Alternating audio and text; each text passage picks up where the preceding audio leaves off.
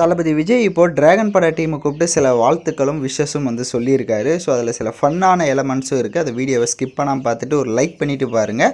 So நம்ம தளபதி பார்த்திங்கன்னா டேரக்டரை கூப்பிட்டு அஸ்வந்த் மாரிமுத்துக்கிட்ட நீங்கள் தளபதி 70 பண்ண தயாரா, நீங்கள் வந்து பயங்கரமாக யூனிக்காக வந்துட்டு கதையை செலெக்ஷன் பண்ணுறீங்க, நல்லா இருக்குது அப்படின்ற மாதிரி சொல்லியிருக்காங்க. ஸோ நான் சும்மா சொன்னேன், நான் அவ்வளோதான், நம்மளது ரூட்டு வந்து வேறு மாதிரி போகுது அப்படின்ற மாதிரி சொல்கிறாரு. அடுத்து பிரதீப் ரங்கநாதன் கிட்ட பார்த்தீங்கன்னா கலக்கிறீங்க ப்ரோ அப்படின்ற மாதிரி மென்ஷன் பண்ணியிருக்காங்க. அது பிரதீப் ரங்கநாதனே பார்த்தீங்கன்னா அவரும் மென்ஷன் பண்ணியிருக்காரு. ஸோ அர்ச்சனா கல்பதி, நீங்கள் வந்து தொடர்ந்து பாக்ஸ் ஆஃபீஸ் எல்லாமே நல்லா வசூல் பண்ணிகிட்டு இருக்க படமாகவே செலெக்ஷன் பண்ணுறீங்க, நல்லது அப்படின்ற மாதிரிலாம் சொல்லி வாழ்த்துக்கள் சொல்லியிருக்காங்க.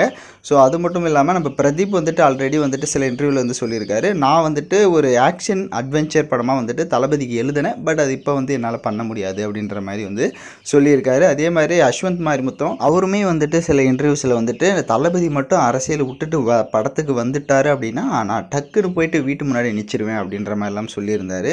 ஸோ இது எல்லாமே பார்த்தீங்கன்னா இந்த விஷயங்களை வந்து ஷேர் பண்ணியிருக்காங்க. ஸோ வெயிட் பண்ணி பார்ப்போம் 2026க்கு அப்புறம் என்ன நடக்க போகுது அப்படின்ட்டு.